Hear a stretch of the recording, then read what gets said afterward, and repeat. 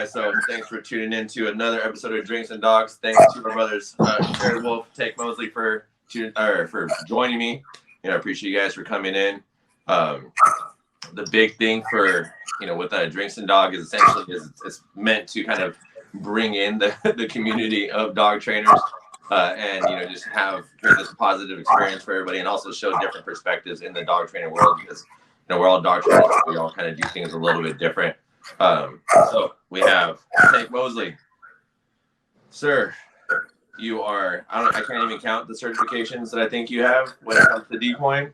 Or like what certs you guys have in there, but we'll get into that later. But you're also you're one of like the founders of like Off Leash K9. Is that what that is? Not one of the founders. I've just been helping kind of manage the company under the tutelage of Nick and Joe, and I ran the in-home program for our company for a long time, location owner.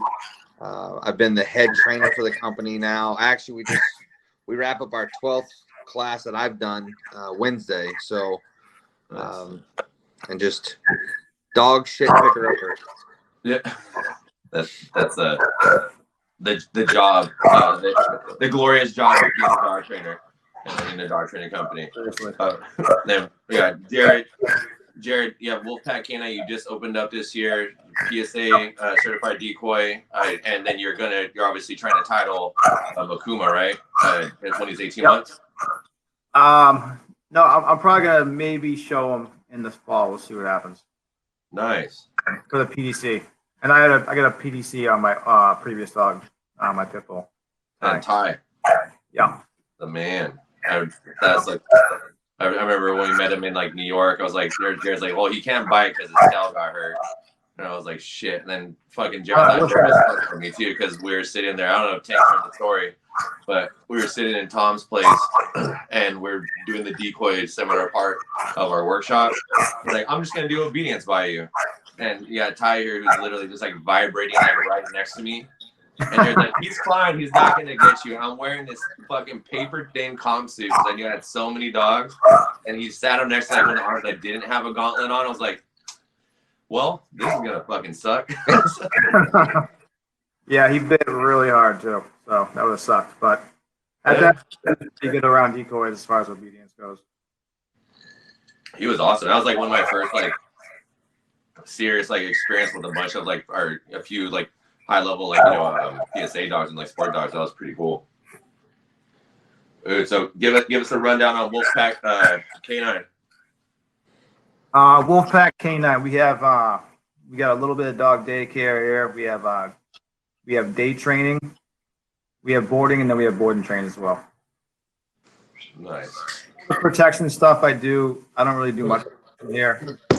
That's more for like me to do on the sides with my club members. Do you guys do like any bite work officially as like Wolfpack K9, or is that just like separate like personal stuff? Yeah, once in a while I have a little training group come through. If it's like members of my club or just some of my buddies that want to get some dog work. But I don't do much personal protection or anything like that. Nice. And Tank, do you guys do a lot of protection work, or you which side? I mean, I know you have like it's multifaceted business, but with Off Leash K9, do you guys do protection work in there? We offer it, but it's very, very minimal. Very minimal on that side. Yeah. It seems like you do a lot more, Mike. You're doing a lot of PP stuff, right? Yeah. Yeah, I mean, so like that's like one of the things that like I do over here is because California, we have such crazy gun laws and like all this other stuff. So like the big thing for me, and like obviously it's always a liability, but I'd rather have somebody have a very clear, minded protection dog and be able to defend themselves, especially during crazy shit like this, than not. So like we kind of run the risk on it. I mean, we do. I would probably. I mean, I have a shit. I think I was telling you guys before that I have like a Roddy right now is a boarding trainer, who's a protection dog that we're working with, and then we have like just dogs we bring in that go to other clients who purchase them. So we probably do, maybe one every couple months, but I have a large roster of clients that come in to work in general. Yeah, almost like a club day kind of deal, right? Yeah, the Wednesdays are the fun days, which is going to resume. I want to say next week on Wednesday, because all we have to do is because we talked about like the setup of like where we're at. We're literally like we have like one room that they can just walk in that one, and like this is what like Santa Clara County suggested that we do, which is the county we're in. They can walk in that room. I can work their dog, and then they can walk out, and then they're good, and so we don't violate any of like their rules and stuff over here. But I mean, like that's the one thing we're gonna start bringing back in because I got like the cool thing is I got a large variety of protection dogs. Yeah. So that's the issue you were having before when you were doing more like fight work in public and things like that. Oh yeah, man. We've been fucking in like Campbell. That wasn't the issue. The issue with Campbell when we were over there when we got that first issue was we moved into like this super nice neighborhood and we like got this like big black building and we painted black, put our big signs on, and I showed up and we have all the pits and stuff, and that they literally told us like, oh yeah, you guys aren't a good look for the city, so yeah, like you're not gonna get your permit. So, They told you weren't a good look for the city? in a more, let's say, detailed way, or in a more like clinical way, said you bring property value down. That was the word. And I was like, I don't know if to feel more insulted by that or whatever's going on, but that's what happened in Campbell. And then we went to Morgan Hill, and Morgan Hill is a smaller town. It's a little further south, but it's fucking like it's like a super nice like upper class town. So like they saw us get in trouble with ABC News, and then they immediately were just like, nope, you gotta go, bad look. And then that guy, John Amos, who's the code enforcer over here, told me, he's like, yeah, they're changing their code, but they're actually changing their code to get you guys out. So he's like, don't even bother doing a conditional use permit, which was like 10K. Like, don't even like bother with it. Like, they're just gonna boot you anyways. So then we ended up now in Gilroy, who's been amazing to us and extremely nice. Those guys have been fucking. I mean, this city has taken care of us quite a bit. So now we're finally home. So it's been a fun little journey over the past few years. So did that light a fire under you when those guys told you weren't welcome and that you weren't a good look? Yeah, that was fun. Well, it was at that time too. We were battling a bunch of stuff. Like what the thing like Jared asked too about the documentary. Like we were filming that documentary for. See, that was 5 years ago. So we filmed it at that point for 5 years straight, and it was just the guys were just around because that's when Discovery Channel was still had it, and they were just like we had literally in that one. Actually, you guys would probably fucking love the Campbell location because it was three separate training rooms in the front, kind of similar to what you guys see like in our facility now, like 3 of those rooms, and a 4-bedroom house in the back, and then a 1 acre like concrete like playground in the back. So, like it was literally just like the one that had you had a little bit of agility type stuff outside.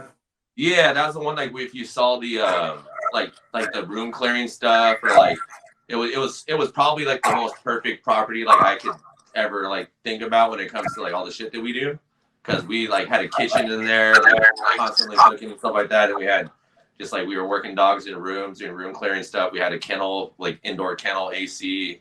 We had a bunch of yards, so we were private. So we were completely enclosed. We never got in trouble for doing bite work outside. It was just the people complaining. The funny part about it is that we painted the building, we hung the signs.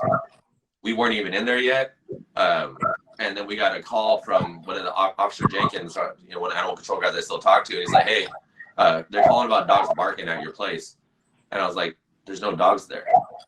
There's no dogs here yet. And they just lost their shit. So, and it is what it is. And Morgan Hill just happened because the fucking ABC News got on because someone said that Malice was beating up Lee, and then like someone saw on the freeway and they're like, oh yeah, the guys are abusing dogs. But luckily we had the whole documentary crew there, so we actually were able to pull video from that whole session that day, and it was all time stamped because that's how they mark everything. And we sent it over to the news when they asked us, and they ended up airing it and like had all these like quote unquote dog professionals look at it and like, no, there's nothing going on. Like this is protection work. So But we ended up losing that. But now we're over here. But like that's all part that's going to go into the new doc or the additional stuff into the new documentary is going to be all that stuff plus me still being alive from not dying of cancer and all what we're doing now. So that's what's all going into the new documentary. Oh yeah. Hey, with the stuff going on in California and the strict gun laws, has your phone blown up for dogs? Dude, it's ridiculous right now. It's literally like I think we were talking about this offline, but just in general, like our normal dog training stuff is maintaining and building the same thing. But for protection dogs, it's ridiculous. I talked to maybe 2 people every day about that. But we can't get dogs in. I mean, I have 3 dogs, I have 2 dogs in Ireland that need to come here, and they can't get shipment dates. So then I got another 6 on the way, so we can't even get shipment dates on them. So it's just like waiting for them, and then now shipping in general is, I want to say, 3 times the cost. So it went from like 1,100 or whatever it was to like now my dogs that we purchased are even cheaper than the fucking like shipping. Wow. Or we have to fly to I think my buddy and one of the only vendors I actually trust. He's like, hey, you want to watch to Chicago and pick up the dog and bring it back to California? I'm like, the distance isn't there, buddy. Like. Like Chicago and California are not close. Mike, you guys do board and train take homes, right? Yeah. So you guys yeah, we did for the longest time. We did board and trains where we had them in the kennels, and it just caused too many issues to where the areas that we were at, especially out here in California, and all the permits and stuff that you need. So we finally just decided, like, screw it. We're just gonna all the board and trains come home with the trainers. And we just have them that way. And, it limits the amount that we can do, but we obviously we put a lot more, it's just a lot more involved. So we just had to up the price tag and, slap a bunch of other stuff on it. So now it works out even better, I think. But we're fucking busy as shit right now. You guys do, Tank, that's what you guys do too, right? Yeah, we do take homes. It's a benefit to our program, the dogs being with us 24/7. Safety and care of the dog is number 1 priority, obviously. So I understand that some locations and companies don't have that luxury. I remember, my first couple of years with the company, living in a condo trying to make it work, and obviously we did, but it was a struggle, man. It was hard. And then you move into a house and the dogs are in the basement, and it's a 24/7 lifestyle, but when they're living in the basement, it's really 24/7. Like, there's no turning them off and stuff like that. So now I'm kind of set up. I got a nice setup. I got 12 acres, and I got a separate house, like a mom-in-law suite, they call them. It's like probably the half the size of a normal house, but it's got 4 bedrooms and like a little kitchen for a mom, like literally a mother-in-law. Yeah. And we converted that into kennels, and it's super nice having the dogs with you 24/7. Like, I got monitors on them. I can see them at all times, but I can literally walk out my door and I'm in my kennel house. And it just makes things super easy. Yeah, right now I'm the one that's living in the basement. Right. I live the basement over here, turned it into a studio apartment. So I live right below my shop. So you're literally in care 24/7 over there. Yep. I got a bed, a couch, a big ass TV. Got my Your setup's good though, man. I remember you. I got the washer dryer. I got a refrigerator, a bunch of other stuff. So I eat a lot. I think one of the first times I FaceTime with you, I was like, you gave me the tour. I was like, damn, dude, I was like, fuck. Because that shit's fucking dope. I lived in my office for a little while, like after I initially got divorced or whatever. And when I took the home, I lived in this little this tiny little office with all the dogs we had, and that's when we had the Free Dogs Foundation.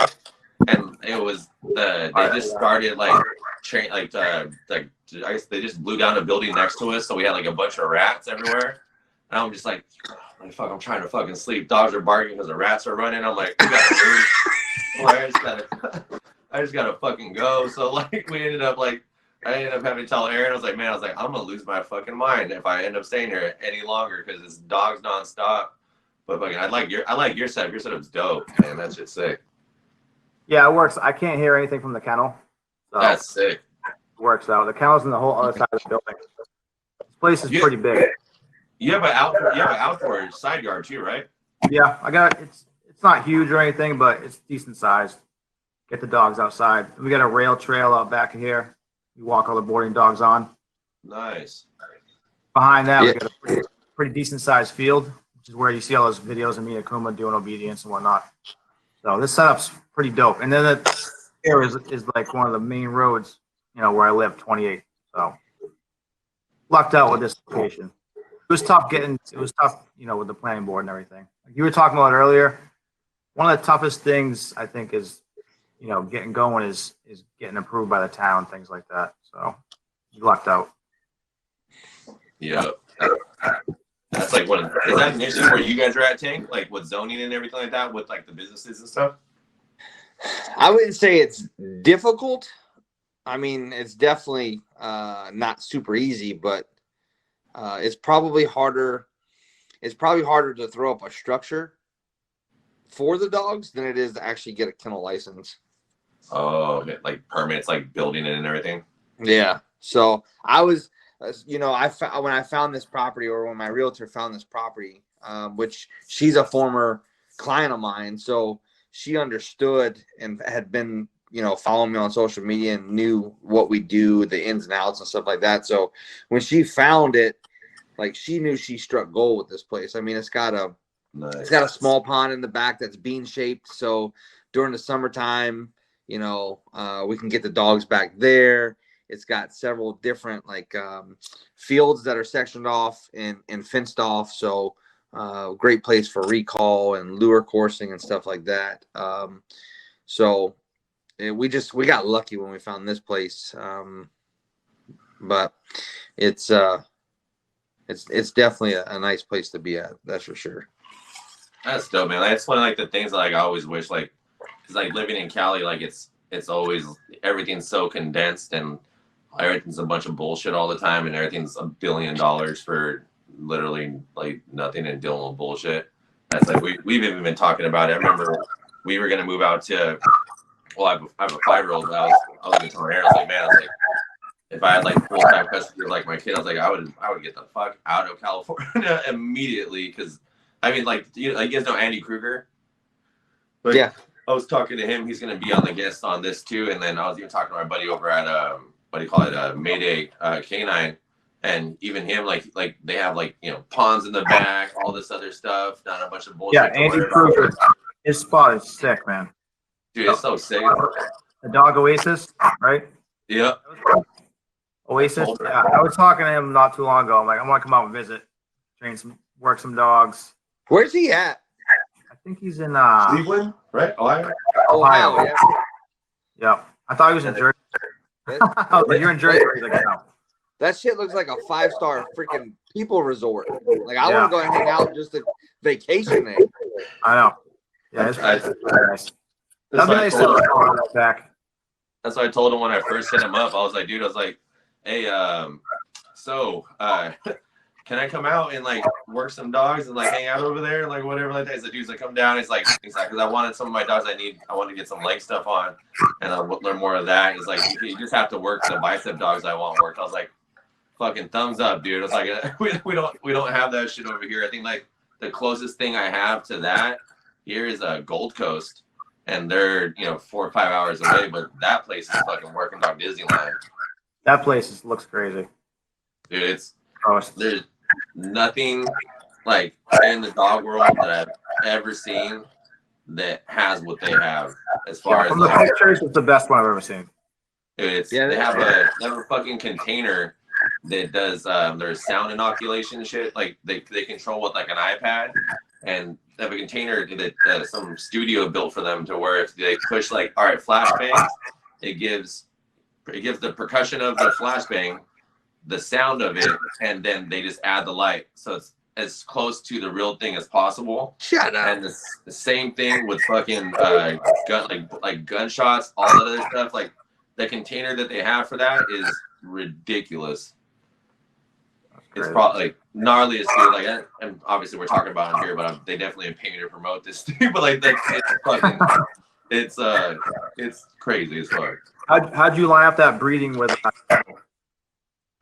Dude, Rodney Jr., Rodney, who basically runs the thing, he contacted Aaron because Aaron used to run Working Dogs of Instagram, and she contacted them. She contacted them, or he contacted her, something like that, about whatever, and then she put me in with him, and I started talking to Rodney, and he showed up at the facility, and I was working Six, who's the mother of Ozzy, Gary, all the fucking gnarly dogs that came from that litter.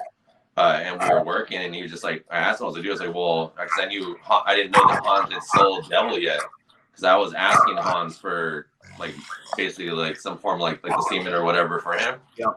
And then he was just like, oh, we got him. He's like, if you want to breed him. Like, just come down, work some dogs, and we'll do it. So I think we drove down the next time Six was in heat. Me, Lee, and my old general manager at the time, we worked a bunch of dogs. I worked Devil. He fucking destroyed my legs in a comp suit. Fucking in a comp suit? Dude, there's a video that's like way back, like in my history, and I did like the typical KMPV, from bicep bite, all of a sudden going to transport, leg bite. I'm like, all right, bicep wasn't like super horrible. And then that's right. The KMPV, they do the guard from behind them. Dude, the side. The back of my leg was fucked up for weeks. Like, I don't bruise ever. Got like big like black purple bruising across the back of my leg. That shit was fucked up. Well, that's how I ended up getting my puppy. I worked his father, Ryu, and my whole entire bicep was purple afterwards. Just like purple wash. And I still had tie at that point in time. So I was like, if I get a mal, I want one of these. You gotta go on those monsters. That's the cool thing about like Gore, about Devil, is that one thing with him is I think he doesn't necessarily just reproduce himself. He reproduces better versions of himself. Like even like we even talked about this earlier about it, possibly a dog eating his flesh. He has a son named Goro who is in Las Vegas PD, and the dog distracted somebody from underneath a bed, but he actually countered, took off flesh, ate the flesh in the bite, countered again, did the same thing. They got the dog off of the person, and there was a shark-shaped bite with no flesh on this person. Oh. Hey. Play stupid games, win stupid prizes. Dude, it's just fucking wild, man. Like that. I mean, that's one of the cool things about him, though, is that he has that. I mean, Nero, who's in Manhattan Beach now, and like that's a dog I was super interested in. Tony, Tommy, all this shit that like Hans has is, especially like the ones that excel are pretty fucking awesome. I mean, shit, I got a garage full of either devil dogs or devil grandsons, so shit works out. So I know you're heavily involved in multiple different bite sports. What can you give me some clarification as far as all of the certifications that you have, sir? Because I know you have a lot. Well, I mean, the one that I'm most proud of is probably certifying with the APBDA. I flew out to St. Louis. I met my buddy Ben Davison out there, and I think there was 18 or 19 of us that attempted certification. I think that three of us passed that weekend. And three passed with one being on probation. So basically 2 and 1 on probation going out. And it was it was really hard, man, because I've been decoying since October. So this October will be 3 years. But depending on who you talk to, they either say I've been doing it for a little time, or they know the amount of dogs I work, so they know how long I've been doing it. And it was crazy because I was getting into a lot of police work prior to going out to the certification. So I had to unlearn everything to learn the certification. Just like when I went down to Florida and met Jason Davis for the week to learn some French ring stuff. I completely had to unlearn everything I knew to spend time with Jason, which was phenomenal. If anybody has a chance to get down and work with him, I highly recommend it because he's an outstanding decoy, but he's a hell of an instructor. And I learned so much from him. But APPDA, I got selected to be an actual decoy instructor through the high risk deployment series. I'm a decoy instructor through Virginia Police K9 Association, which was really big for us civilian decoys here in the state of Virginia, because prior to me, there was only one other civilian that was doing that. Nice. So I'm certified through Iron Dog with Paul Ludwig, which is near and dear to my heart, with as much police canine work as he does. Anytime he's got seminars, I get to work with him. Honestly, I'm missing a PSA certification. Just honestly, the way the stars have lined up, I just haven't been able to get to one. I planned on it at the end of last year or the beginning of this year, and then obviously 2020 has smacked us all in the face and things have been thrown off. So, my thing is, take away all the certifications. I just love working with as many people that I can work with. And I'm honored to be on here with you guys because you're two that I want to definitely work with. Definitely. But, in February, Mike and I spent a week with Bob Salamini. So when we're not training come sit place with pet dogs, we're traveling and working with as many people as we can. So I think that's the coolest thing about what you're doing with this, and some of the things that I do with Treadmill Talk is bringing guys together, women together, and just letting people know that all you got to do is reach out, introduce yourself, ask to work with somebody. And there's so many people that are just willing to feed you with a fire hose of information if you're willing to listen and be loyal. And the old saying, God gave us 2 ears and 1 mouth for a reason. If you apply that, there's a lot of people that want to share that information with you. Hell yeah. That's I think that's one of the coolest things about especially with Drinks and Dogs Treadmill Talk. Now the cool thing I see is everyone's doing lives now, right?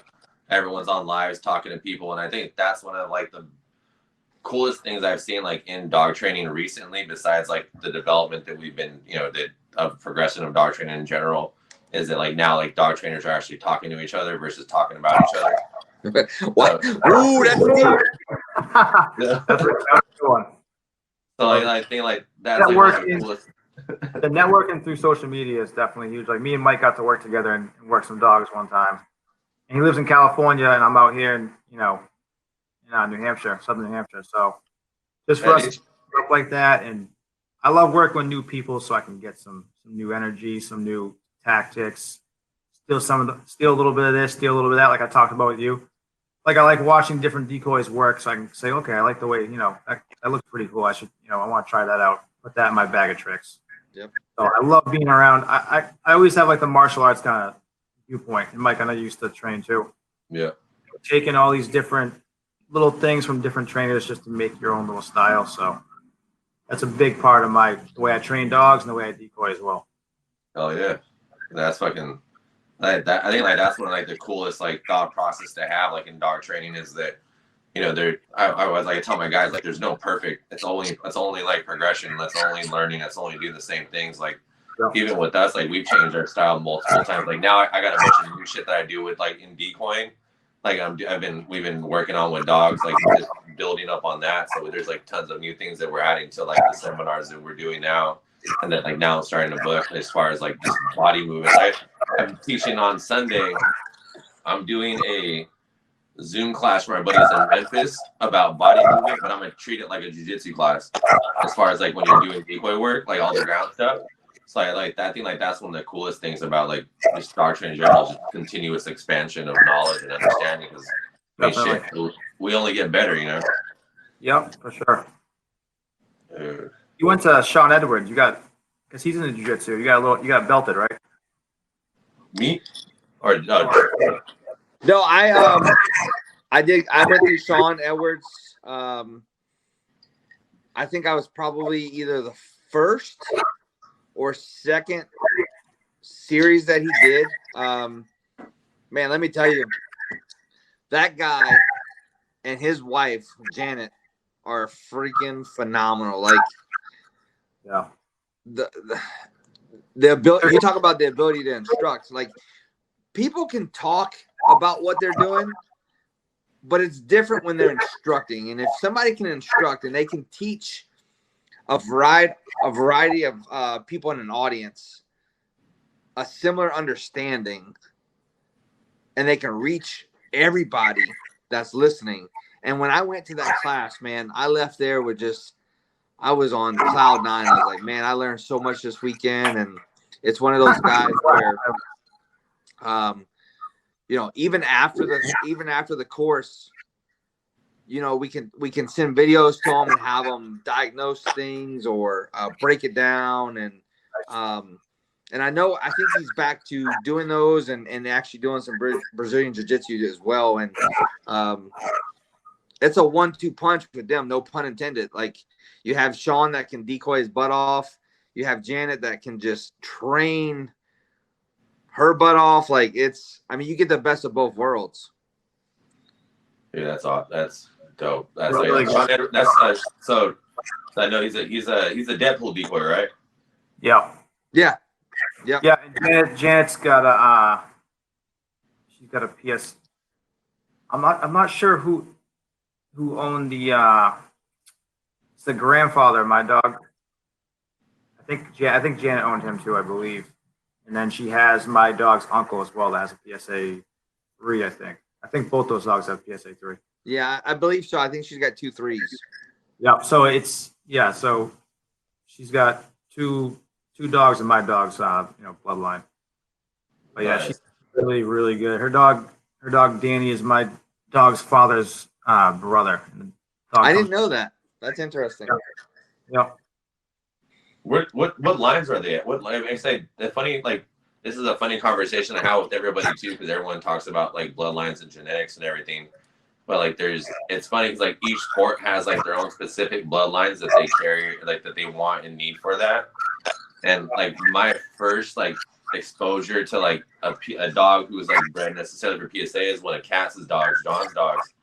And I was like, dude, that dog's a fucking psychopath. Like, it was Darren, it was Jake Face's dog. And I was working him in Minneapolis.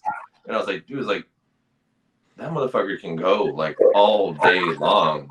And like, I think we were working legs at that time of day. Like, I was like, dude, that shit's fucking crazy as fuck, man. Like, this guy's just going crazy. Like, the dog was just there. Because before when I started decoying, this is when I was still fighting. I started in IPO. So like, I started in Schutzen. And like in Schutzen, like things are completely different. You're looking for a lot of different things. And then like, I worked a bunch of like giant shepherds, Rotties, dobies, they would come in, or when we would get a fucking dobie, they would come in and I was the helper. So I would just do that. And then, years later went into, law enforcement work and then went into like now more sport and suit. But that stuff, John's dogs were the first ones I saw like in PSA that I was like, God damn, dude. Like, what's the first dog that get this running around here? There has to be better ways of improving the tactics in which the dog fights. Right. Like, and you can teach them because they are associative-based learners. You have to be able to. There has to be something. So then I just started thinking like, okay, cool. I went from there. But I think like the first time I got bit by a dog in a suit, I was hiding under a trailer doing like this fucking extraction thing, and I just remember sitting there and like, because my first experience getting bit without like the big puppy, like, you know, shits in the sleeves. I was like, dude, was like, well, that fucking hurt. So this is gonna hurt fucking pretty bad too. So I remember just sitting there thinking like, gonna suck. Okay, whatever. Don't be a bitch. And then fucking dog came in and got me, and I was like, oh, that wasn't that bad. It wasn't bad at all. And then I learned at that point I got set up for failure with the so I was like, all right, cool. But now, so that's also what I do now to my apprentices. That Roddy bite was some hazing. Which one?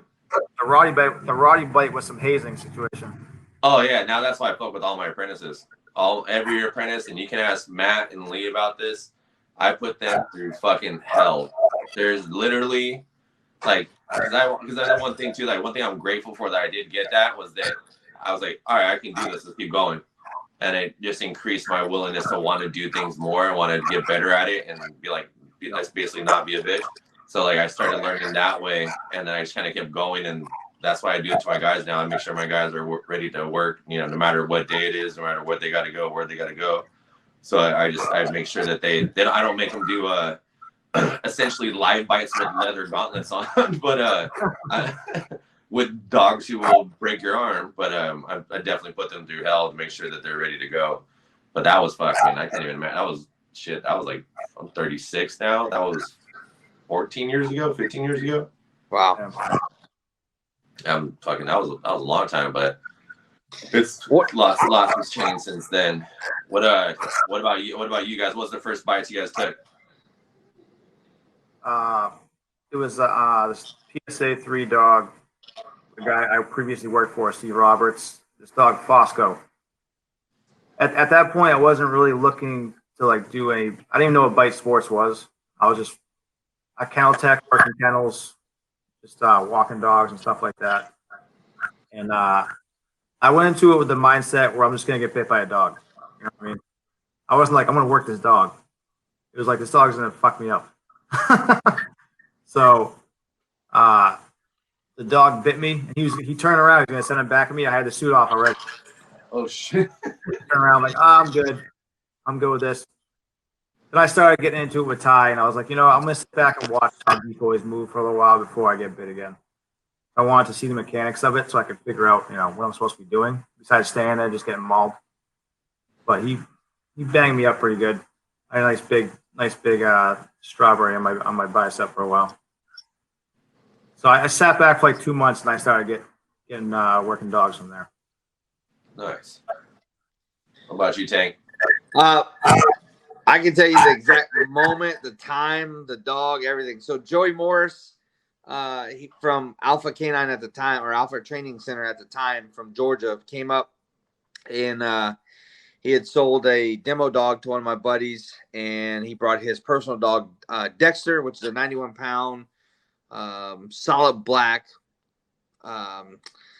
just a lichen-looking guy that just, if he looked at you, it looked like he was stealing your soul, man. And just the coolest dog ever. And at the time, I was almost 400 pounds, 394 pounds at my heaviest.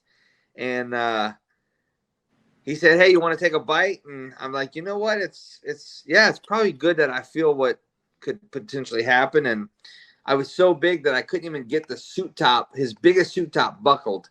And so I had to take a tricep bite with the suit top open. And the moment I took a tricep bite, I fell in love with it, man. And it just changed my life for multiple reasons. And I was in the front yard of my buddy who had bought this dog, and he was getting demoed at the time. And he still has that Malinois D2, Joey Zotzelberger, and Kelly has D2. And I get to work him often, so it's kind of come full circle. But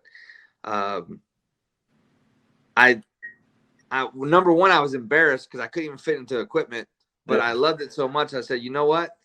If this is something I'm going to do, I'm going to have to get in shape so I can give the best to the dogs. And number two, I'm going to have my own equipment because I can't just slide into some skinny guy's pants and suit top. So, that's when everything started to change. And that was October will be 3 years And, you know, I've been all over the country working dogs, and it's completely changed my life. And my mission is to give back to as many guys working the street as possible by sacrificing my body to make sure that their dogs know what to do and when to do it, and that they don't fail them. And, you know, luckily I've been fortunate to hook up with the right people and work some of the best dogs around the country. And hopefully we get to reach out to a lot more. So. Love that. That's awesome. I actually have I'm setting something up here that I'm gonna hit you guys up here pretty soon, but it's gonna be I'll give you guys an example. It's gonna be either in a laser tag arena or it's gonna be in a very giant bar, and it will involve law enforcement dogs and multiple decoys. So you guys will get the call for that one. Sign me up. I'm in. Dude, the funny story is like, Tank, just because like you said about like not being able to fit in the suit. So when I went down to Gold Coast, I was much larger, and Ronnie at the time was like, hey, like you don't need a suit, like I got you. Like so I ended up bringing one of my suits. That's how I ended up in the comp suit when I was talking about Devil. I ended up bringing my suit just to make sure. So like I couldn't fit into one of their suits. Like their biggest suit I could not fit into, and like they were like walking up this hill and they're like, you're out of shape. I was like, I'm out of shape, but like I just can't walk up the hill because I can't fucking move in the suit. like my legs couldn't bend as I was walking up the hill. So we get up there, and I think it was like Lee and I, and they're sending the dog up, and you got to slide down the hill. So he was just like, he's like, who's going first? I was like, fuck you, I'm going first. Send the goddamn dog. Like, because I got to get the fuck down this fucking hill in this stupid ass suit so I can get my own suit on. And then he ended up sending the dog in. And because I couldn't brace my legs on the edge, like I had to like do this weird like half squat thing. I couldn't move my legs. I ended up like falling down the hill down the wrong spot, and like I thought like I broke my leg for a second. I was like, "Fuck!" So I just ended up spraining my ankle. But that's how I ended up in the comm suit when Devil bit me, because like no, I was in their training suits because they were like training or semi-training. But I ended up having to put my comm suit on because I was like I couldn't fit into their suit. So I was like, dude, I was like, fuck. I was like, all right, I gotta wear this thing, and that's how my leg ended up being destroyed for weeks. That was so much fun at that part. You know, we were, earlier you asked me about my certificates, and I talked about the APPDA certification. When we were in St. Louis, I think it was probably the first 2 hours into the morning of day one when I'm unlearning everything to learn everything. And we wind up doing some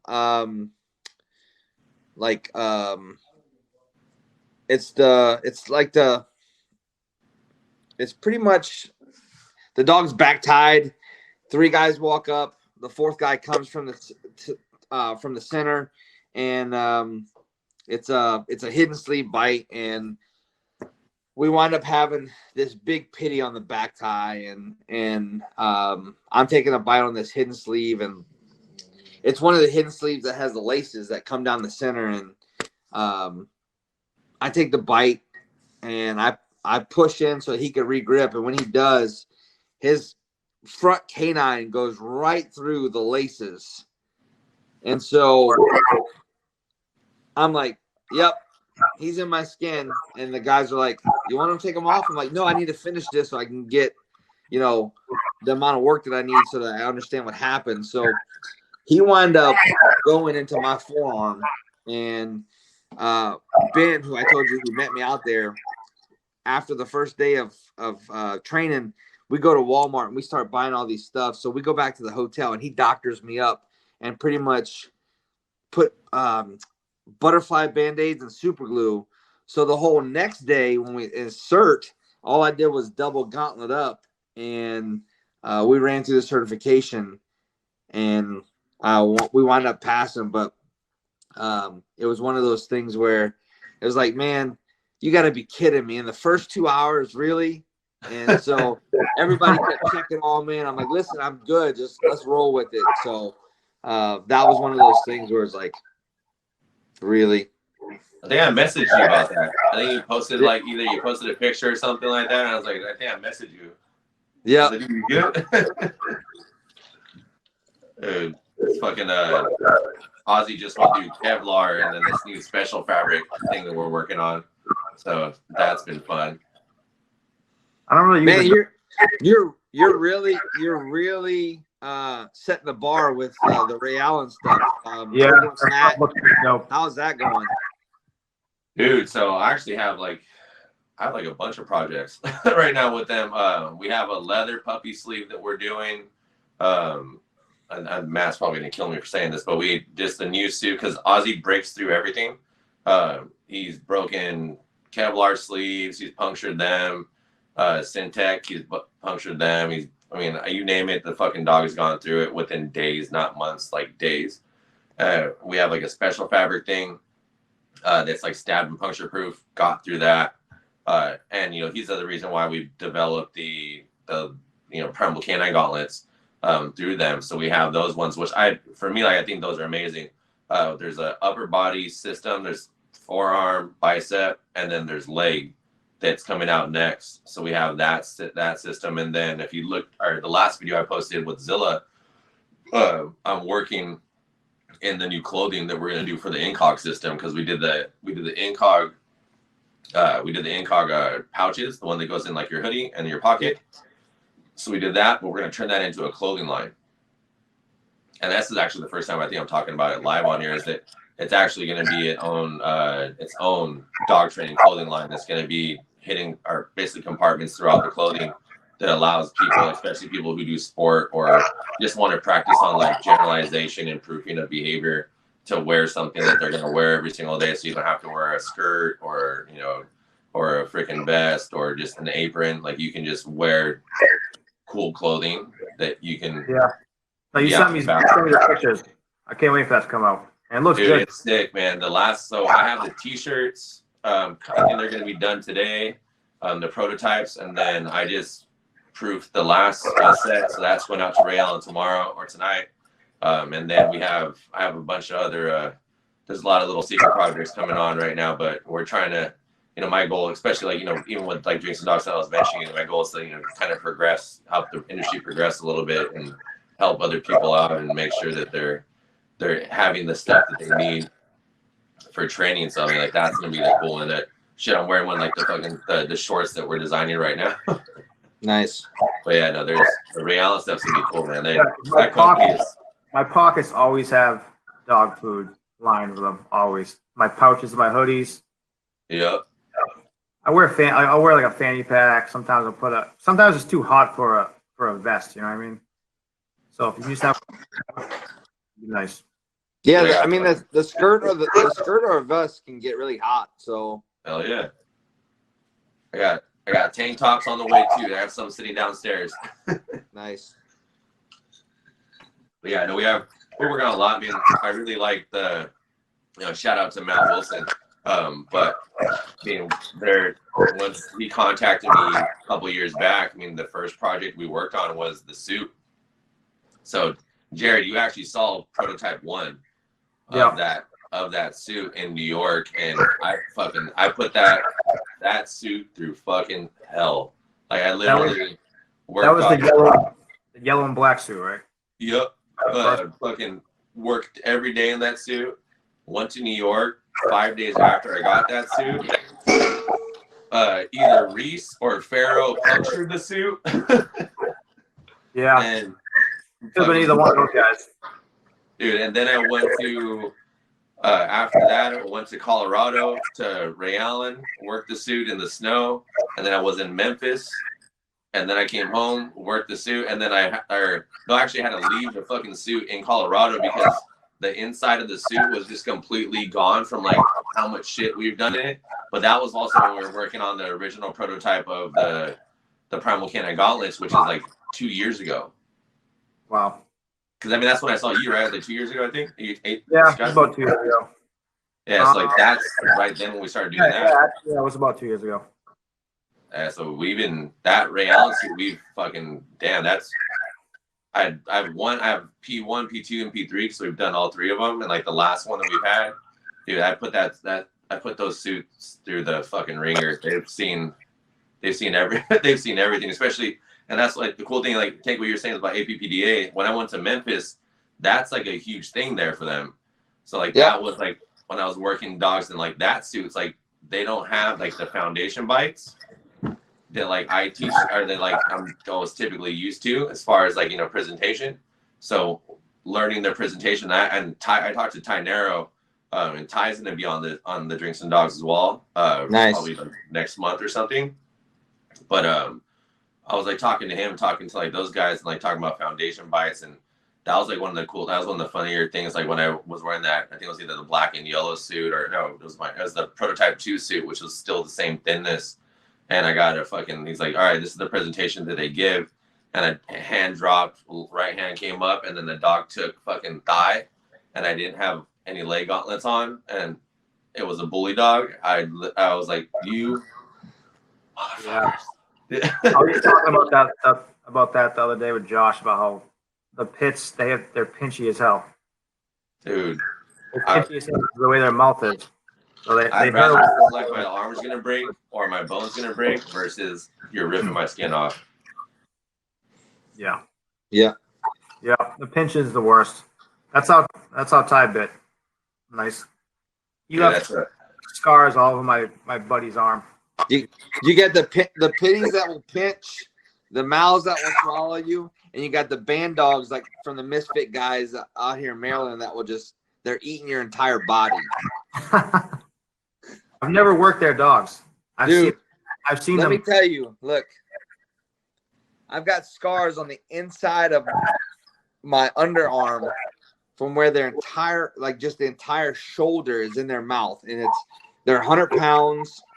They're absolutely phenomenal. And the crazy part is, I think they have 5. It's either 4 or 5 from the same litter that is just absolutely phenomenal. And I can't say enough about those guys. The amount of work that they put into their dogs, but the level that the dogs are at, the amount of control, but the absolute savageness of these dogs is unbelievable. And I think it's Black Doug, Luca Brasi, Kickball, Zero. So it's either 4 or 5. Yeah, the father of that dog is Chopper, right? Yeah, so they're all dogs, right? Chopper. It's one of James' dogs that passed away. Chopper. James Guillory, yeah. Yeah. It's so funny story. I'm not sure if Misfit and Stone Grove Bullies are together, the Stone Grove dogs, because I know James is part of them. I worked a wash, one of their washes in Memphis, and it was a young ass dog named Bruja. And I was like, all right, fuck. I was like, okay, I'm in my mind already. Like when someone says this is their wash, I'm like, all right, cool. Like I gotta like scale it down, figure out. It's like, no, she's on a suit. It's all good. Like you'll be fine. I'm like, all right, cool, whatever. Tack her on. We're not gonna send her. I hit them up literally the hour after because I worked their wash. I was like, this is your fucking wash? Like the dog, I've never met, I mean, besides Dozer, which I think Dozer, I don't know if you guys seen him, one of our guys.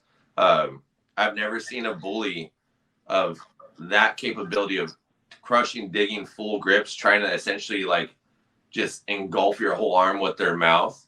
And with that much, like no prep to it, no agitation. The word came on, put them on, and they just started working. And I was like, dude, that's your fucking wash. It's like, sign me up for the next fucking letter. I was like, well, I need James has also got Slick, a pimp named Slipback, and I think Matt Rogers has one of his. Yeah, he's got a son of him. And at 6 months old, he was swallowing a suit.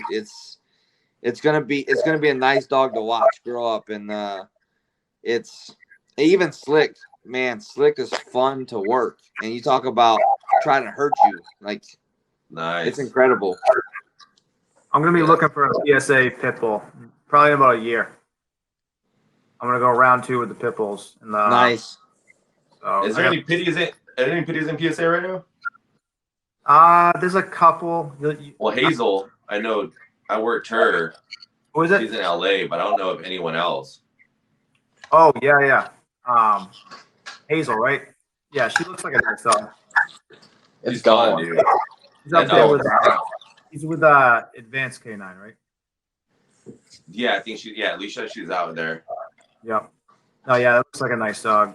As far as PSA, I'm trying to think. I don't know off the top of my head. I know because a lot of the pits are in APPDA, you know. What Team No Fear? I don't know. I forgot the guy's name. I know he has that dog Aussie. Play. They're in PSA, right? He's got a PDC with his pit. That dog looks like a fucking hammer too. Yep. Yeah, Kevin said Matt's dog Dolo is going to be real nice. Oh, that's right. Yeah. Dolo. I think he's going to show him in APPDA and PSA, I believe. I'm not 100% sure on that, but I think he is. The cool thing I think I like about like the APPDA system is there's no level 3 dogs, right? There's 1, 2s, and 3s, but no dog. Like they're so strict on it apparently that there's no level 3 dogs. I think it's because they haven't been around as long. Like I think because didn't Ty buy that organization and they kind of moved some things around. I think I'm not 100% sure. So when I talked to Ty about it, he mentioned like there's a lady who created like things. I think her name's like Mo or something like that. But apparently, like they're super strict on everything, and I have tons of respect for Ty because he fucking did a PSA 3 with a fucking Conda Corso. Like, how the fuck does that happen? But that level is pretty impressive. Dude, like that shit's ridiculous. So this will bring me to like one of the first questions. Since we've all decoyed, we've done a bunch of stuff. Do you guys feel there's a difference between sport? I'm not even gonna break it down into two different things. Sport work and law enforcement. Obviously, personal protection falls into the same play, but do you feel there's a difference in the way that you decoy and the way that you have to move or anything like that? Yeah. Personally, I do. I've done both. I'm not as experienced like Tank. I've done a couple of different. I decoyed a couple seminars for my buddy Nick Hodgins, but for police K9 stuff, it's completely different the way you're getting bit and things like that. Because a lot of times you're just sitting there waiting. You know, you're passive. They're coming in and biting you in a weird spot. You know, sometimes you get bit in the ankle. Sometimes you get bit in the back. You know, the back of your forearm. You're actively trying to work on that dog's grip, so there's a lot more give and take. And then you know where the dog's coming to bite you too. Like you're gonna, all right, yeah, this dog's a leg dog. He's gonna come bite your inner thigh. Or in PSA, this dog's gonna come bite your left bicep. Yeah. French ring, it's probably gonna be most likely gonna be a leg dog. So it's a lot more. It's a lot easier to know where the dog's coming and what you're supposed to be doing. Police K9 is a little more hectic, I'd say. Hey, what do you think? Man, I agree 100%. I think with sport dogs as a decoy, you can really anticipate where the dog's going, especially if you do any research on the dog that you're working. When it comes to police work, I'm putting and the folks that I associate with, we're putting out scenarios to make that dog make the best decision. So, with high risk deployment, we wrap ourselves in sheets. We walk down a hallway as just a ghost, and we want to see what that dog is going to do. And like Jared said, I've had a dog in Georgia literally bite my ankle, and it was just as effective as the dog coming high because the bite was made. But obviously, a dog that does go low, we're going to work them through it and get them comfortable coming high and getting a better bite than just the ankle. So, but I totally agree. I'll say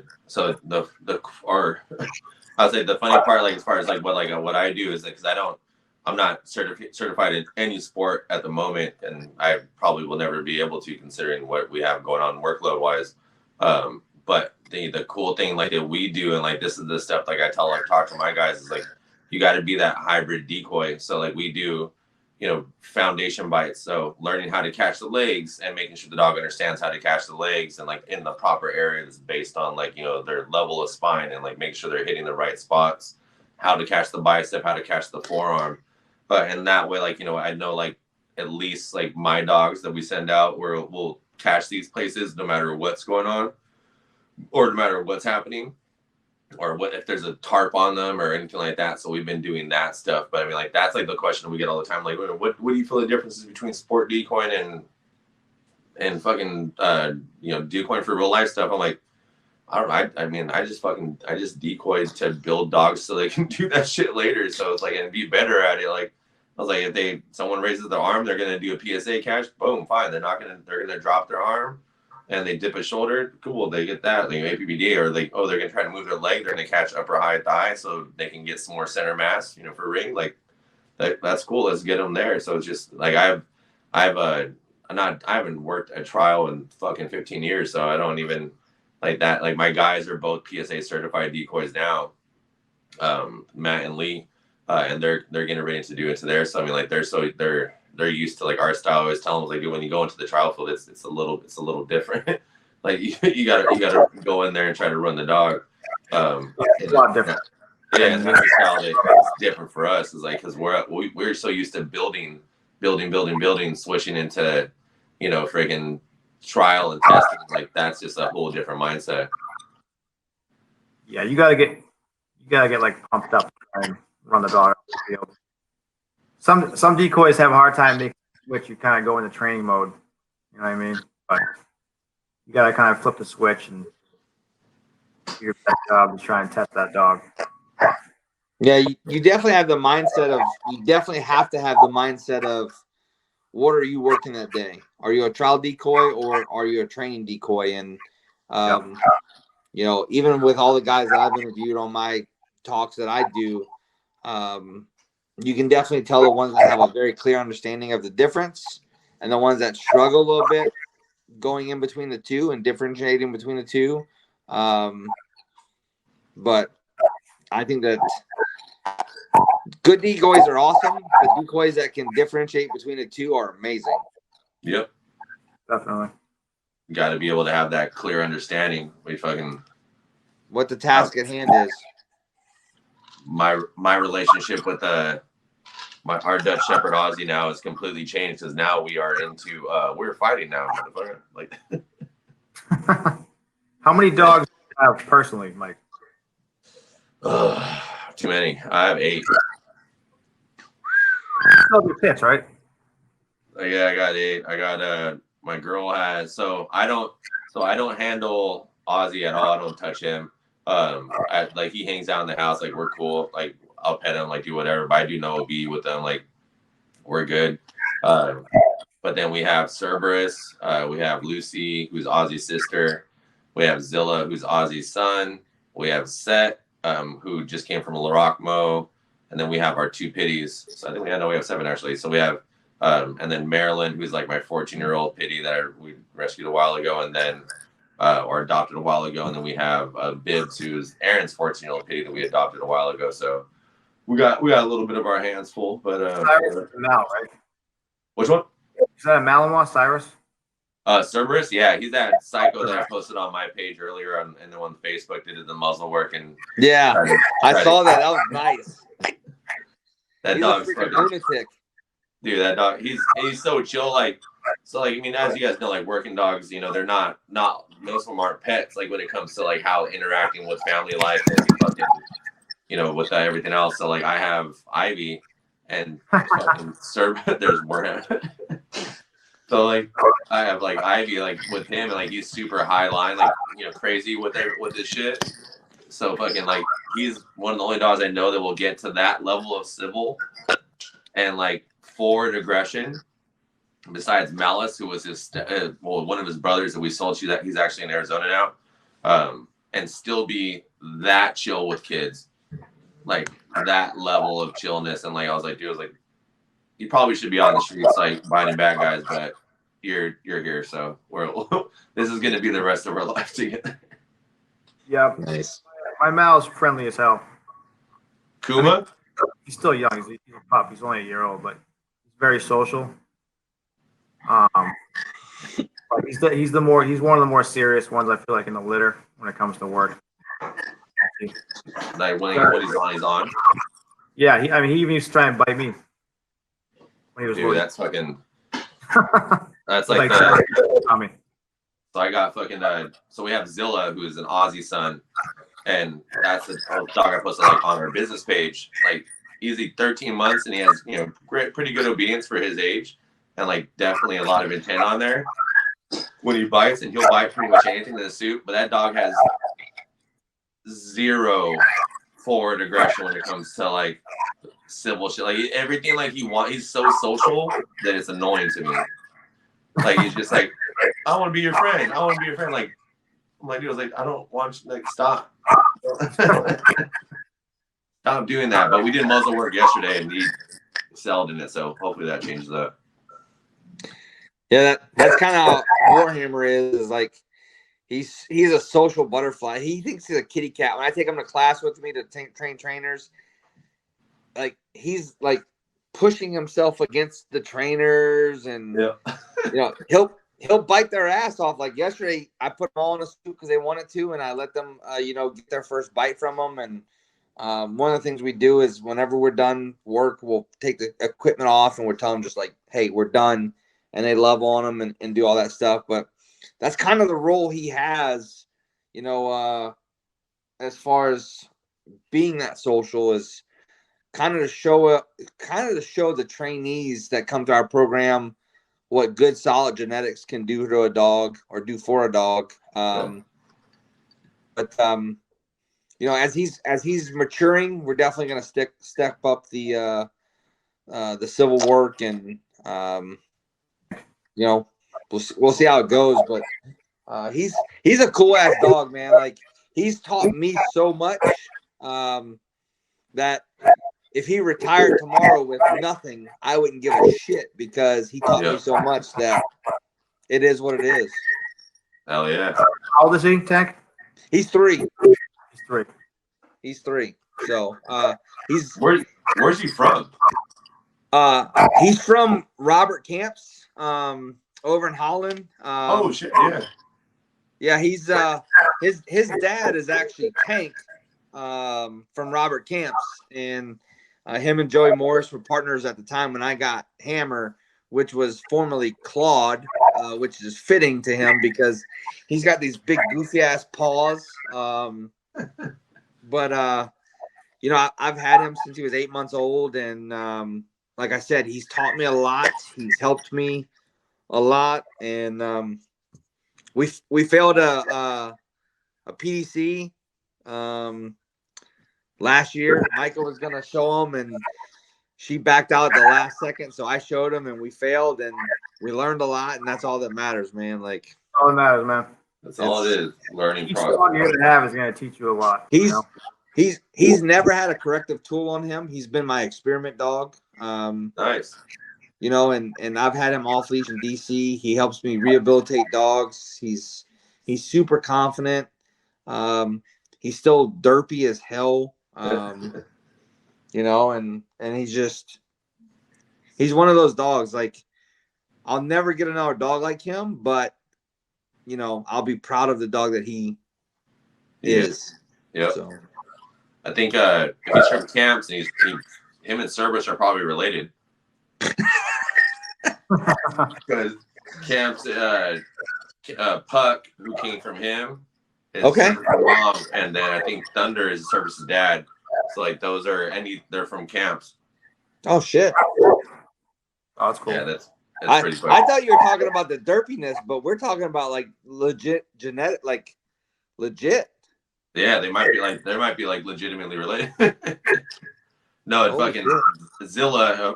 If you guys ever make it out to California, or the lockdown state now, you guys can meet the whole squad. Dude, we've been talking about this for what, 2 years now? I think. Same here. At least a year. Same here. I'm like, yeah, I'm coming out this year. No, I can't do it. Sorry. I gotta get a new suit. I gotta get a new suit to work these dogs if they're doing what you're talking about.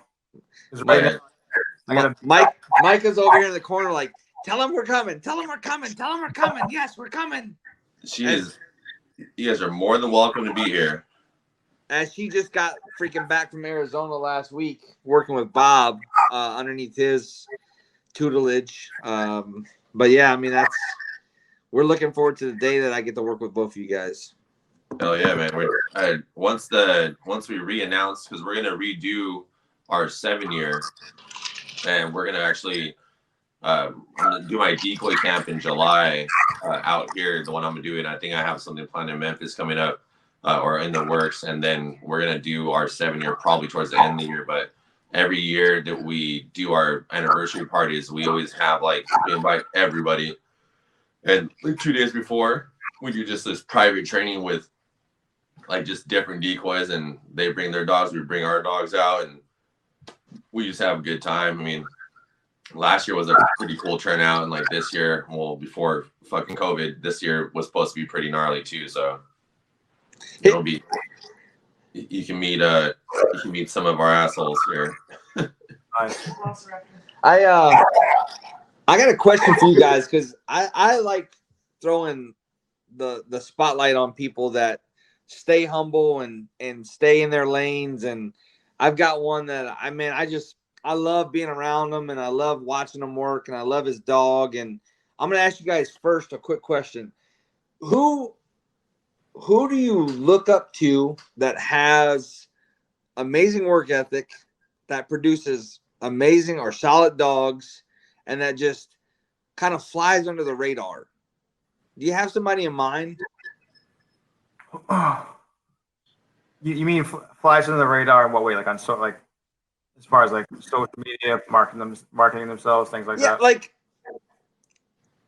knows that, just stays in their lane, knows they're good, stays humble, and just lets their results speak for themselves versus trying to overdo it on social media, or you know what I mean? Yeah, that for me be one of my mentors, Josh Knowlton, who I've talked to you about before. Yep. He's pretty low key. And the only reason he has a social media presence is because of his girlfriend Alyssa, pretty much. With it, he's got a Dutchie. Here, just putting people on blast online here. Oh, he's got a Dutchie named Kano. One of the hardest fighting dogs that's ever been on me. But he's got a PSA. He got PSA 2 third place in nationals. And he also put a PSA 1 on a rescue pit bull. Nice. Named Dino. And so he flies under the radar, but he's super underrated in my opinion. So that's my guy. And he's a guy I train with on a regular basis. So he's always getting me to the next level. There's I'm trying to figure out which ones I can name one that like no one will ever like even know who the hell that they are. But like we can name like someone I know we all know with it. I mean, so I'll go with the person that no one ever knows. There's a lady named Carol, and she's the vice president of the San Jose German Shepherd Club. Carol Baskins. I think her name does start with a B at the end, but I just know her dogs Ego and Epic. And Ego and Epic, 2 Rotties, Ego and Epic. Nice. And she breeds these dogs. She trains these dogs. These dogs are I want to say they were 2000 and we're in 20, so 2017 National World Rottweiler Champions in IPO or Schutzen or at the time, whatever it was. But work ethic was crazy. Showed up early when I was mentoring or being an apprentice over there. Showed up early before everybody else. Set up the clubhouse. Bred fucking Rotties that were legit fucking Rotties that the dogs broke multiple fucking sleeves, like multiple brand new sleeves. Crushed the tubes of each sleeve and actually like punctured me through one of like the super light sleeves through rail and like. Completely humble lady, just super fucking like chill, and she has her own like a daycare in Walnut Creek, and you would never know, that she had anything with dogs because she didn't really talk about it. She does actual social media, but she just is very quiet lady, super humble, doesn't say much, especially like in that club, in that sport. It was very rare to have a lady who had 2 multiple age IPO 3 dogs and Rotties. German Shepherds too, though. Which one? She does German Shepherds as well. She might now. I don't know. I'll have to send you guys her page later. But she had these dogs, who were just gnarly as fuck, and she just would handle it. It would come onto like the field and just so much power. She would have complete control over there. I mean, I want to say they're David Delasegi's dogs, and David breeds great dogs too. But I think like as far as like people I know that who are been humble and under the radar for the longest time. I would say like the second person I would have to say is Ty Narrow. I mean, Ty for himself. I mean, what he's accomplished and what he's doing now, or what he did, and especially what he done in the sport. I would say like he's definitely someone else that like Dan was like, you've done some shit, and like you're not fucking out here, playing the social game. I'm trying to actually interview him Wednesday. And he's like, dude, I don't even have Instagram. I'm like, well, you're going to have to log on to APPDA Instagram or something. Like, send me some pictures so I can get us an ad made. And, you're going to have to log on to somebody else's Instagram so that you can come on and get Treadmill Talked interviewed. So, like, let's get with it. Dude, I text him and he called me. He's like, I don't text. Literally, before I got on with you guys, he sent me a message and said, hey, fam.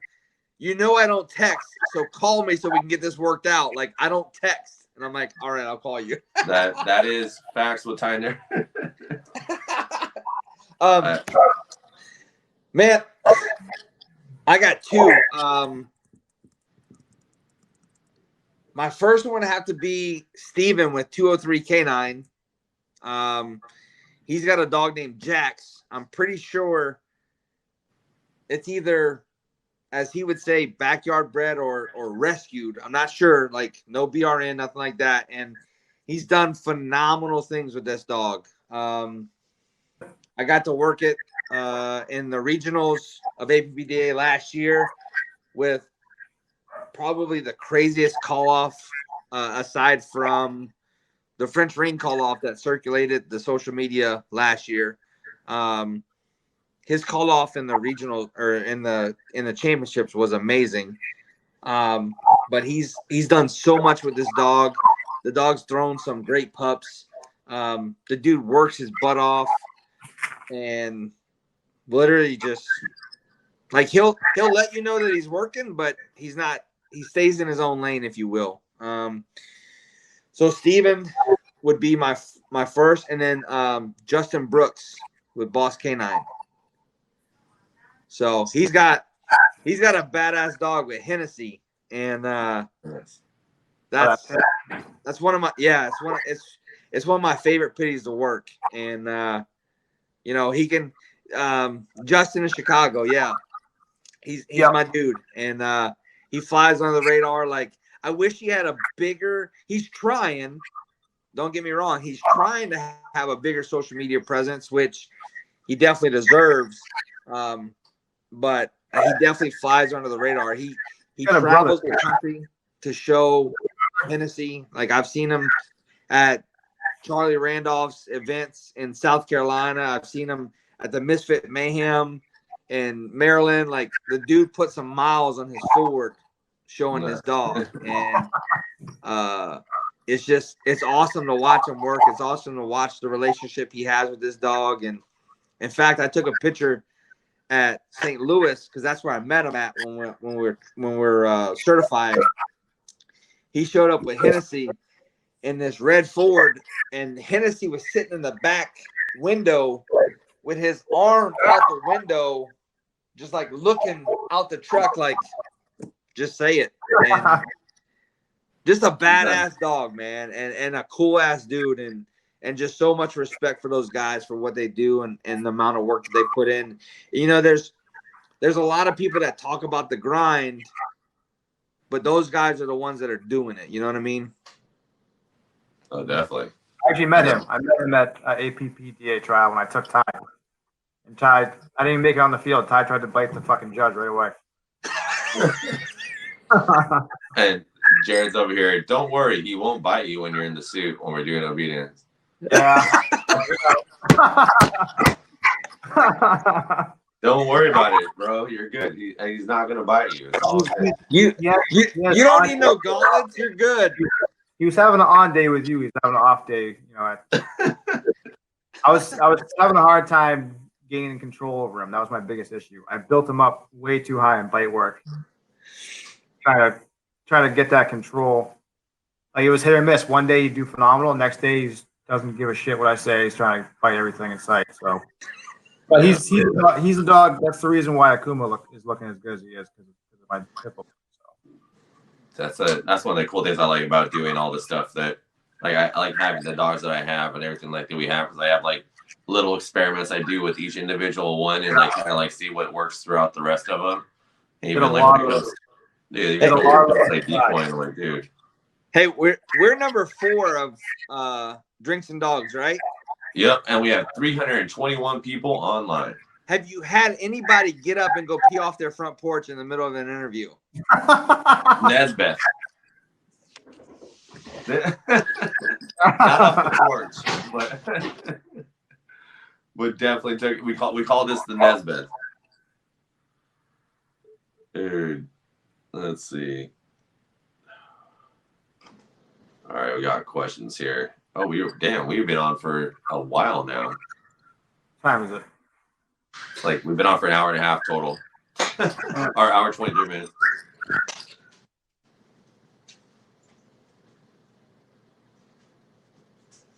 Dude.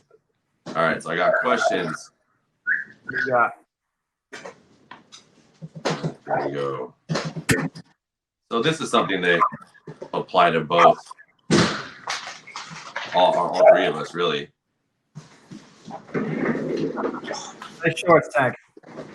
I wore these just for you guys. Are those reflective shorts? No, they have unicorns on them. Oh shit! Even better. They have those like silver ones that like do the same thing, but like when you shine light on them or something like that. Now. Yo, I'm just glad I showed up with shorts on. Hey, got that quarantine life, bro. Like, I don't even drink that much. And when I figured it out, or when you asked me to come on, I'm like, all right, I'm going to have to, like, find the biggest glass. So, yeah. You got a man named Tank and you got a giant tank glass. You got to do it. You know? That makes sense. I drank so much in the Marine Corps from 2000 to 2005 that I rarely drink now. And it's like, I mean, if I'm going to go on with my boys, we might as well do it up. If we're gonna do it, gotta do it. All right, here's a question from A.K9TZ. Do you believe obedience can kill drive? I don't think so. If you get a dog, I was just talking about this earlier on Facebook because there's a lot of people that are you gotta build the protection up. Don't put any control on the dog. Yep. I'm talking about from my perspective because I'm doing PSA with my dog, so that's a factor, obviously. But if the dog has the correct genetics, definitely some control early on. Right, buddy? So, all right, here's my answer. I think obedience can kill drive if you don't have engagement. I didn't have engagement with my dog, and I'm backpedaling now. So, I guess it depends how you're applying your obedience. If you're putting pressure on way too early, yeah, it's gonna be a problem because the dog's probably gonna shut down, and he's gonna be like, okay, obedience sucks. I don't want.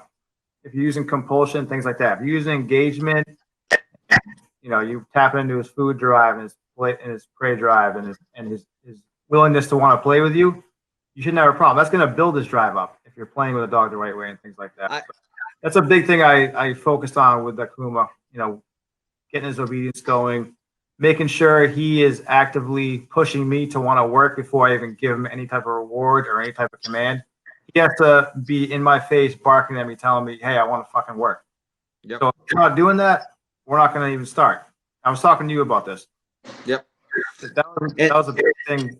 And I think that actually will help build the drive up and to want to, get going. And I took that away from our conversation that we had on Treadmill Talk with going back and watching videos. Now I see it. Like, he's looking you in the eyes and saying, I'm ready. I'm communicating to you that I'm ready. And I didn't have that with my dog. Like, it took Jesse Cortez to look at me and say, listen, you're failing as a trainer and you're failing your dog because you don't have the engagement. So you can't even begin what you need to begin because you're already 2 steps behind. And so I had to learn how to engage my dog and get that engagement back from him so that we were on the same playing field. And man, I stress that a lot now because I had to learn the hard way. Yep. And I feel like I had the same issue with behind my dog because of it. Right. I had the same issue with Tide. He didn't give a shit what I was doing. He's like, "Where's the fucking decoy at?" So I can bite him. Yeah. So I started really figuring it out with Ty, and then obviously what happened with him, he passed away, and then I continued that with Akuma, making sure, because when you come out, like, like a training field, there's toys in the ground they want to play with, there's people around, there's a lot of distractions, a lot of variables. Eventually there's a decoy around, so you got to make sure everything that every resource they're gonna get is gonna come through you first, and that's where you get that engagement.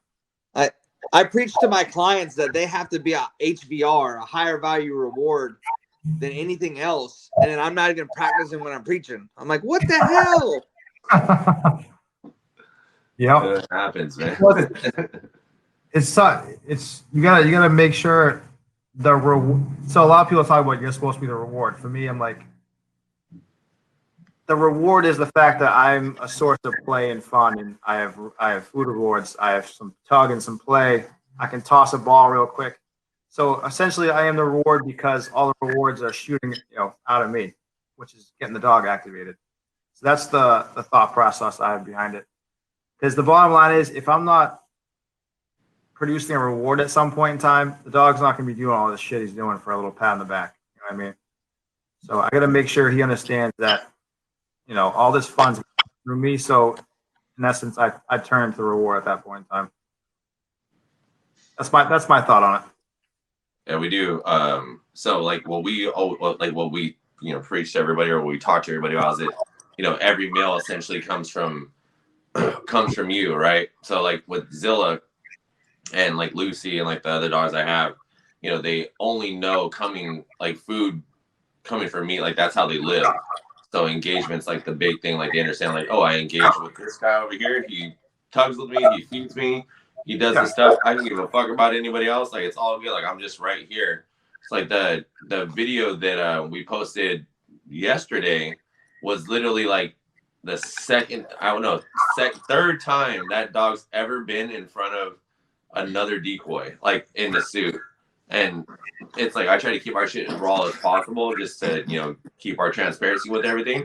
But like the dog literally just started from just like learning from food, and I rarely play any tug with Zilla. I would play like a little bit of tug, but I mean he understands that just through things like just through essential value and like building that retainable behavior. Bro. Does Micah just like spike your drink? Tanks to be gone here pretty soon. Somebody's trying to get lucky tonight. Right? Tanks gonna fall asleep, and like it gives you, because you're all the way on the East Coast. Where's the lie? Oh, I love it. Oh yeah. Tanks, it's gonna be one of those ones just like Tanks just, all right, we're off the live. All right, time to go to sleep, guys. Yeah, so Mike, you did like what you have. You were working the dog for the meals, right? Yeah. So like with Zilla, I've used almost no correction with that dog. Like I've known him. I don't correct him into positions. I don't do anything like that. Literally, or like it's literally been luring and just doing everything we've done with them. And it's been a lot more work, but I feel like I've gotten a lot better results. And the relationship's gonna be better. The relationship's gonna be better as well. Oh yeah, I mean, if you look at like even like after we get done with this, like look at the video we posted yesterday of him. Like that's literally Aaron opens camera. We start doing it. There's nothing else, no retakes. It's just that's what it was. No, and it's no smoke and mirrors. Is that the one with the OB in front of the decoy? Yeah, where he does that spin, but then like I walk in and he kind of drops his head a little bit, comes back, like comes from there. It's like that's like that's with him. So I mean, it could be a lot sharper. But I mean, I'm happy with him for being 13 months and doing what he can do. We have a bunch of other dogs like down here that do similar stuff. But like Zilla, for the most part, like he's been raised purely just strictly on, okay, this is how you eat your food. Like this is where, unless I'm gone, like I gotta go somewhere, then my guys will feed him his free meals. But for the most part, we've been utilizing that extra value. And that's been happening.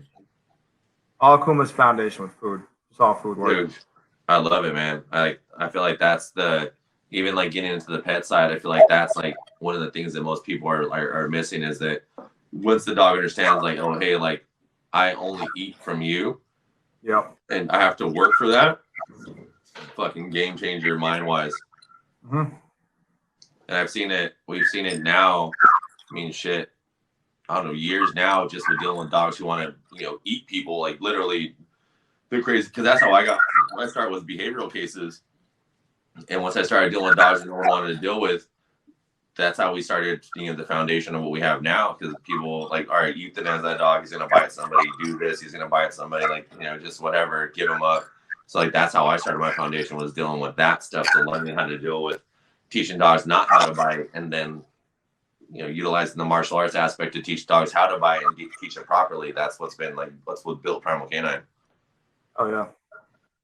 But the essential behavior stuff with, oh, you're gonna be a dick. All right, cool. Then no food, like for now, and then we'll try it later. Yep. Yep. In the same way. So, would you say the essential behavior then becomes a learned behavior? Yep. 100%. I think or the biggest thing for me is that it's just like anything like what we do, right? Like when we create a routine, when we create just a behavior in general that we want to improve on, like let's say like tomorrow I want to start working on, I don't even know, just fucking drawing something. Like I do it continuously. Like it just happens, and it ties into something that is what I normally need to do. But like with dogs, because they are associative based learners, they understand like, oh shit, like if I don't listen, like I don't get food. But if you do it continuously throughout the day and like not fast them and just like continuously try to work for them and build that relationship, and they start to understand those things, and you start practicing proper feeding of luring, proper all these other aspects of it, then the dog's gonna be like, oh hey, cool, like I understand, like you're cool. Then you can start getting into like actual definition of each individual position and all these other things that like we teach. Because once you start to create that value and you, like what you said, Tank, become the highest value person, right? Like the thing, so like that's essentially what we do is like, okay, cool. We're the highest value person in the room. No one else matters because this is the guy or person. And you go from there and you start to define the behaviors, through corrections or whatever else we need to do. So nice. But that's essentially how it becomes that's how we've developed our boarding train program too. It's been such a good tool for people to do, but finding people who actually want to spend the time to do that is been a pain in the ass. Yeah, because everybody wants to go A to B, but they don't want to go A to Z. Yep. Or they just want to go A to Z and forget the rest of the fucking alphabet. They're like, fuck it. The rest of those don't matter. We're going to go ahead. Jared, did you get any questions? Yeah, I had a couple.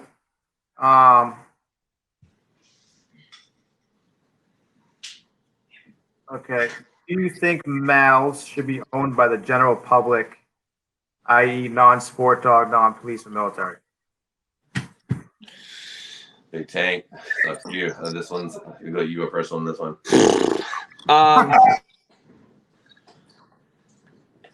Zero knowledge or background, I would say no. I can't tell you how many in the past year. I mean, this was my last 6-month-old Mal that was owned by somebody for a first-time pet owner. Never had told the dog no. Didn't set boundaries. First couple corrections and obedience, dog came up on the right arm.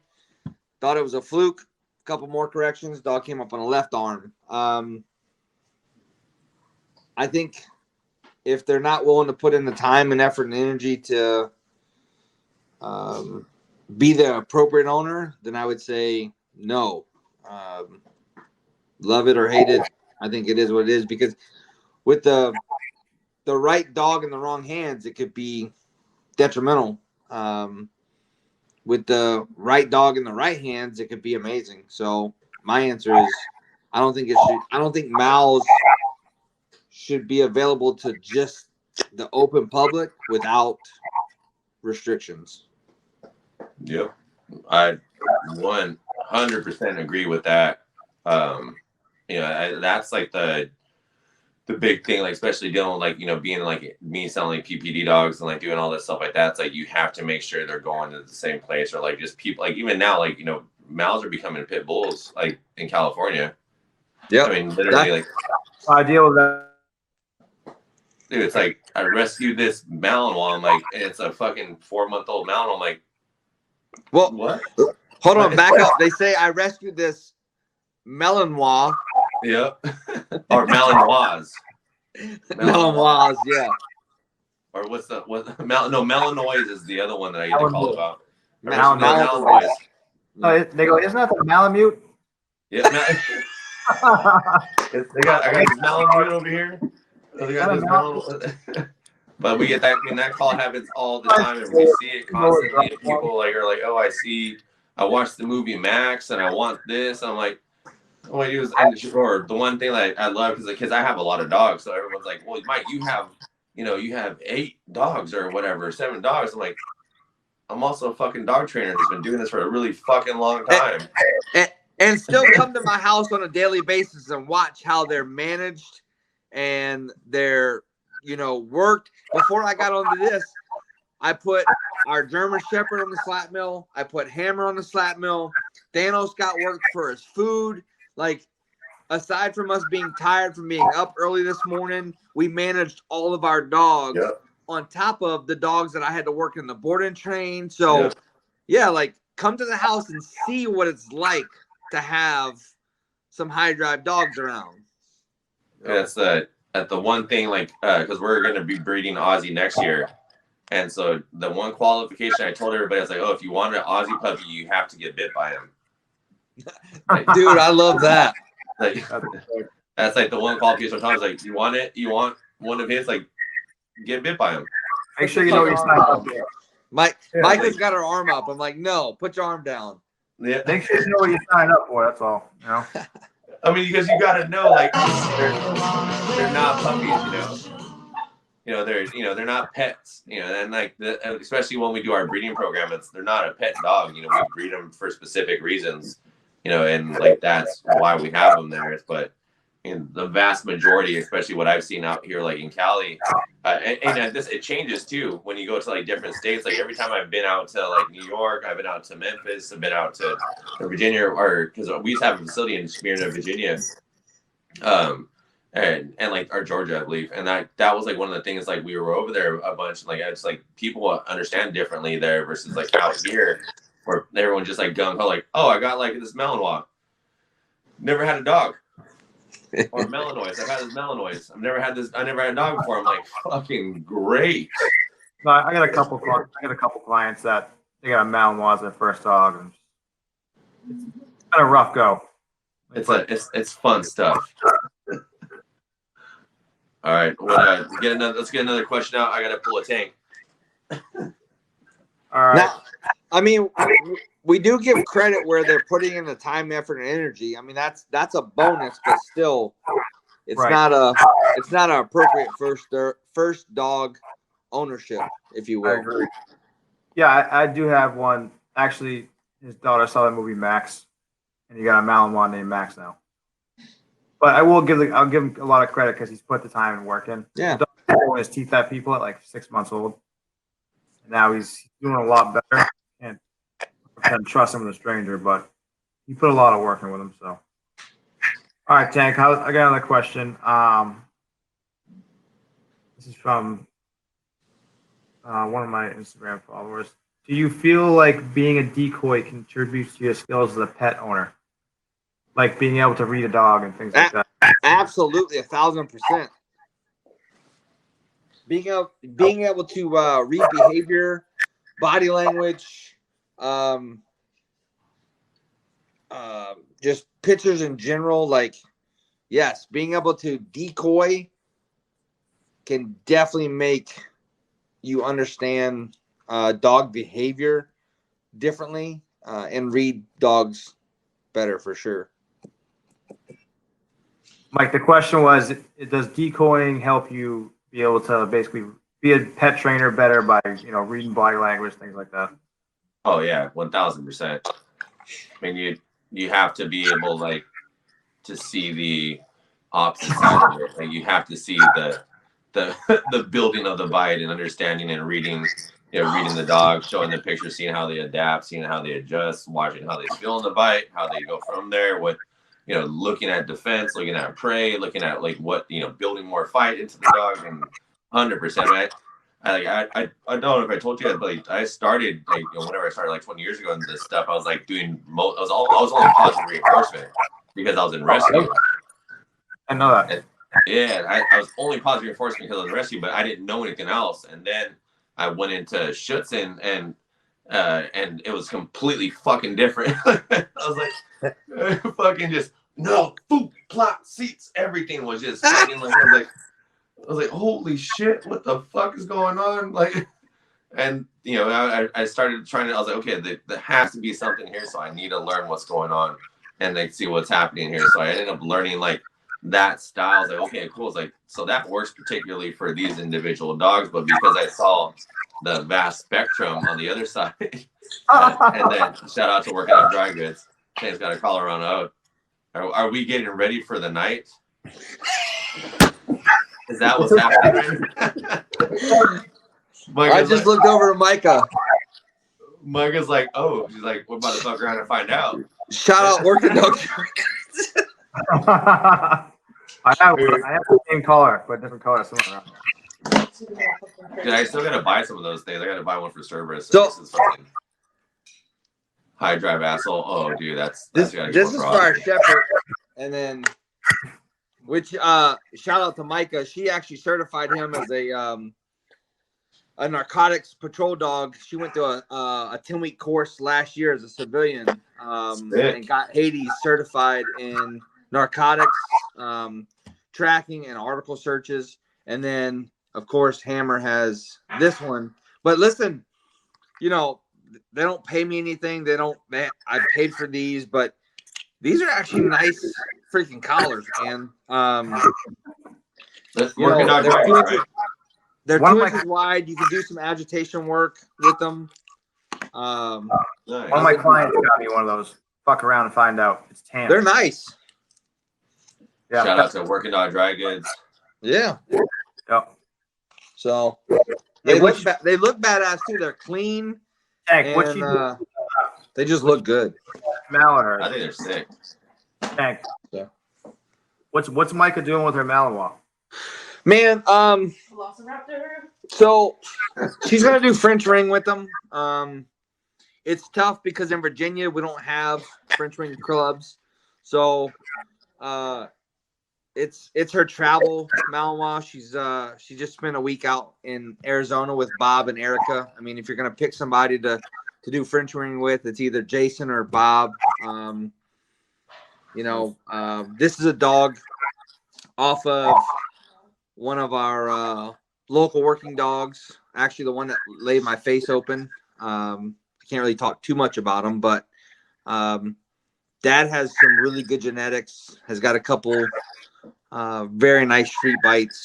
Nice. But another super social dog. But when it's time that switch is flipped, it's go time, and he's a super awesome dog, and she's doing a phenomenal job. This is her first Malinois, and she's put in the time and effort and energy, and for him being 19 weeks. So, and I would say this if he wasn't sitting here, but for him being 19 weeks, she learned from my mistakes. We had a very long discussion before she made a commitment on this dog, and this and that.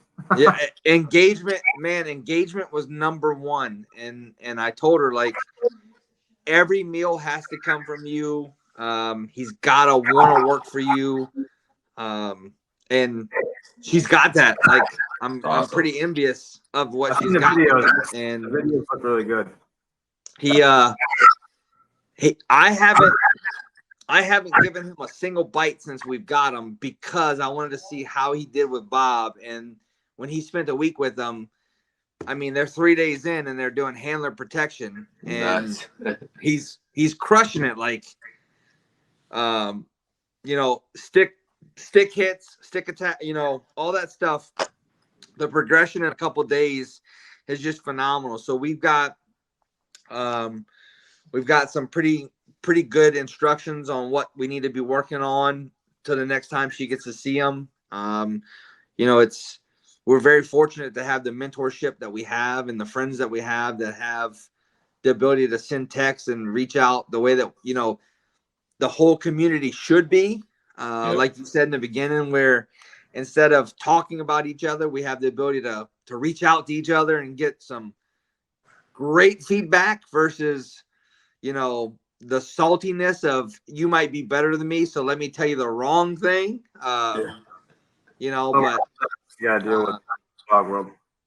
He's got great potential. We all know how it goes with a dog that, you know, that young, come out looking hot, and in a month he might not know his, you know, asshole from a hole in the ground. But we're gonna roll with what we got, and you know, I'm just proud of what she's doing with them. So that's dope. We actually gotta get Micah on here because I'm gonna do another Drinks and Dogs with with female decoys. Dude, you know, I can talk about the puppy work, but when we talk about a female in a suit, for the experience that she does have, not being into it for a long time, she's been fortunate to be able to work with some amazing decoys as well. And she's a sponge. She soaks it up, and it's a lot different when a experienced female decoy gets in a suit and starts working a dog versus just throwing a female in a suit and letting her take a bite, and the dog responds differently. Like when you see a female work a dog, like Allie Rains, who is phenomenal in a suit. What's the other lady, the PSA one? She's like a beast. Adrian Ray. Savage. Like, damn. Like, if you watch her work a dog, or catch a dog. I put a video of her in my story the other day. See that? Did you? Yeah, she was catching that girl Holly's Malinois. Oh yeah. That's circulated a bit. That was a hell of a catch. I think they met at like a truck stop or something to catch that dog.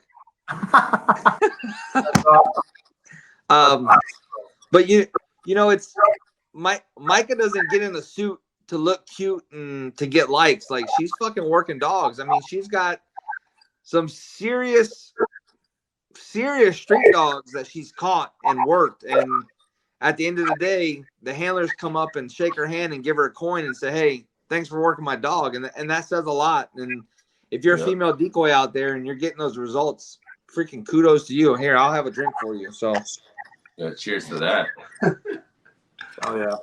But I mean, like, that's one of the, I mean, like, that's the cool thing. Like, and that's when, like, you know, with drinks and dogs, and like what we're trying to do is, you know, it's, you know, show and explore the different worlds that are in dog, and just even different roles within the same realm. I mean, you know, female, you know, decoys or whatever. Like, there's, you know, decoy's a decoy, but I mean, they're not necessarily appreciated in the same aspect of like some like the male guys out there. I mean, like, even talking about that lady, Adrian and Micah and like the rest of them, like, dude, like there's some monsters out there that, you know, do actually serve a service to working dog stuff. I mean, you know, because people get all like dogs, like, you know, it's all pictures for dogs, right? So female decoy, they can actually work that. You know, one of the coolest things I ever seen. Actually, there's a couple with her, but like I said, she doesn't get in the suit to just look cool. And I mean, I've got to argue with her to get her to post stuff so I can get her to build up, you know, her own reputation. But because she's so laid back, but to watch her work a dog in a suit and to baby talk a patrol dog back to the car because they've never seen that picture, or, you know, one of the things we've learned a lot is a female handler and a female decoy. If that dog has not seen that picture before, yep, you're talking about some. I've seen that.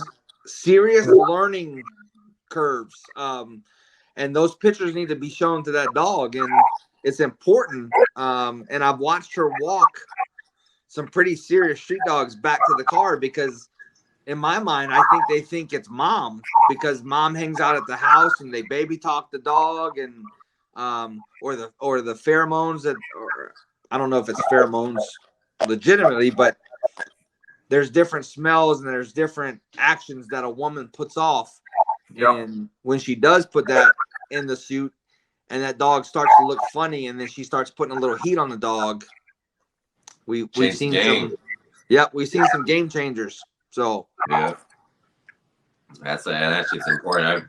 I've been hunting for a female decoy over here for 2 years now, just trying to get something. I got, you know, we got the variety here, but I'm like, I've been hunting for one. I'm like, I got to get one out here so I can put out there. But usually the first dog I put them on is Aussie, so that they don't come back. But I had a girl work. There was a girl that worked at Kuma the other day. How did he do? Perfect. Nice. Didn't care. Nice. First, I think that's his first time on a female. No, actually, you know what? Nicole that owns Farrell, she worked him too. So he's been on 2 different girls. Nice. And Nicole's a fucking thug too. Nicole's like 4'6", like 85 pounds. Literally. And, dude, like not even like no shit. Like she's a fucking thug. Like that. I like how that was gonna start at like 5'1" and it turned into 4'6". Oh, dude, seriously. I was gonna be like 5'1". I was like, nah, she's smaller than that. Dude, she's so like. When I remember she like got her first suit, I was like, dude, good fucking shit. I was like, you're a fucking gangster. That shit's awesome. Oh, shit, let's see. We have Jared, do you have any more questions? I think let me see. I think that might have been it. I got a couple. Cool. Let's get one out, and then let you guys get to the rest of your day. Hey, it's 10 o'clock here. Oh fuck, man! I literally don't even have a concept of time really at all in general. How about this? Okay, I got one more. How can I train my husband to follow my lead in training our dog? the old couples therapy at the eval. Dude, so on our Yelp page, like the first ones I've got, like the 5-star reviews, they were always like, I feel like, you know, that Mike was such a marriage counselor and more than a dog trainer and like all this other stuff, and I would tell people, like, you know, it's about them. And you know, the funny part about it is like it's all about communication, so you have to make sure you have that level of communication there and understand how to correctly communicate to the dog what exactly is wanted and what's not wanted. So I always like say the same thing, like when it comes like down to your relationships, like you guys have to be on the same page, and you know, go from there and make sure your communication's on board. And like if you look back on like the Yelp reviews we have, it's like, oh man, Primal can't save our marriage because of this. I'm like, holy shit, I should have charged you more. I've had a couple of the hot dog over here. Because most of the time the husband's kind of like, yeah, whatever. Because the wife's probably maybe dealing with the dog more, I feel like. So I've had a lot of that where the husband, oh, the dog's all right. I can walk up behind and he's dragging the wife down the street, you know? Yeah. I think whether it's a puppy consult or a first lesson, I always tell our clients, like, listen, the information is easily transferable. So if you can't both be there, that's okay. But a first lesson is important because it's coming from the horse's mouth. So I can get everybody on the same page, right? By saying and keeping my clients engaged in my lessons. I love having fun in my lessons. So if you come to one of my lessons and the husband's on the phone, I'm going to call you out so many times in a playful way that you're going to put your phone down and you're going to join us. And that's going to do a lot. That's going to be consistent on the dog. It's going to be fair for the dog. It's going to keep everybody on the same page. And it's going to keep everybody motivated to come back for the lessons, to keep everybody, or to keep the dog moving forward. Dude, but same shit. So that's what it is, man. That's what it is. It's fucking. You got to keep everyone on the same page. That one thing you said too, Tank, was like the first lesson is the most important lesson, so you can hear it straight from the horse's mouth, or that thing that, even though as simple as it is, and like I simplify the fuck out of like our training for our pet clients. Yeah, like I simplify the shit out of it. Like has like, yes, good job. No, but no, correction. Like things like just simple stuff. And as simple as that is, everything can be lost in translation, especially when emotion is invoked. And when you deal with a couple, and typically we deal with people who are like, well, I never wanted this dog, and she got that dog, he got that dog, or whatever it was. And especially now during COVID times, I'm like, it doesn't fucking matter. The dog's here. And I don't say it in that way. But it's just about of like relating to them, like, oh, like, hey, look, you got it, cool. Let's figure out how to work with it. This is how you work with it. This is as simple as it is, and then you go from there. But let them know, like, you got a living being in your house, man. Like that's an actual living thing that requires your attention and requires your direction and routine and communicating it to it like it deserves, like a dog. Like that. The funny part about over here is like when I say it's like, when I tell people, you gotta talk to it like a dog, and they're like, "Well, like bad?" I was like, "No, like a dog. like dog doesn't mean that you gotta treat it like bad. Like how the fuck did that like association happen? You just gotta treat it like its own individual animal. Like this is what it is." So that's one of the cool things about that. Like I love being able to kind of like transfer like the thought process into something a bit different and making sure they understand that. But like, that's essentially when it happens with couples is that you end up becoming a marriage counselor. Hence why we raise our prices now. Well, shit, guys. Well, shit, man. Hey, great. Thanks for being on. I appreciate you guys both. Everybody, make sure you follow Tank Mosley, Jay Wolf, what fucking Wolfpack K9, Off Leash K9, all these guys, HRD, everybody like that. I appreciate you guys, man. Thanks for being on. We'll definitely get you guys back on here. Next time I'm coming on, I'm drinking as much as Tank. I promise. All right, I'm gonna try to do the same, but I think I'll fall asleep. I'll be asleep by the time that this ends. If that happens. I feel good as shit right now. Mike is about to fuck around and find out. Yeah, for real. Well, shit, guys. I appreciate you guys. We will get you guys back on, and then hopefully, relatively soon, we will be able to do another, or actually an in-person fucking thing. So, I'm literally trying to put together one of a big, essentially decoy camp and working dog camp in California in like an unspecified location. So we know, like, we basically have like a new spot we all work into and go from there and just train for a few days. So I'm working through that. So we'll get that going. Hank, when are you coming to get my truck? Hey, man. Mike is excited that I bought your truck for her. So whenever you're ready, she'll come get it, or we'll come get it. But Mike, I want to say, man, when I first came into training 7-8 years ago, everybody was in competition. Trainers didn't talk. It's 2020. Like, what can we do for each other? How can we build each other up? The beginning of this year showed us a lot, and we can all stay busy, but it's more important to support each other because we're constantly learning, we're constantly evolving. And if I'm busy and I need to send somebody to Jared, I know that he has the dog's best interest at heart, and I'm just excited about what you're doing with this. And I can't say enough about how excited I am about being a part of it, and I'm truly humbled about you asking us to come on. So thank you. Oh yeah, brother. Appreciate you, man. I remember you put me on Tank Talk, the treadmill talk. I was like, dude, that's fucking awesome. I had someone text me like right after we met, because I think like I just got done working we did like a 16-hour shift at the shop, and like I woke up like at like 3 or 4 to talk to you, and I was like fucking Tank's on the goddamn treadmill right now. I was like, I gotta get the fucking gym. I was like, so literally after we got off, I was all right, going to the gym. I was like, I went to the gym at like 5 in the morning. I was all right, cool, man. But thanks for the inspiration on that, brother. Awesome. That shit got me up, man. I was like, that shit's dope. So check out Tank's Treadmill Talk too. And then other than that, guys, appreciate you. We're gonna hit you offline here in a second, and then thanks for tuning in, guys. Make sure you guys register in for the rest of all of the drinks and dogs and all the other fun stuff that we have planned, because we have tons. And then cheers, guys. We'll talk to you soon.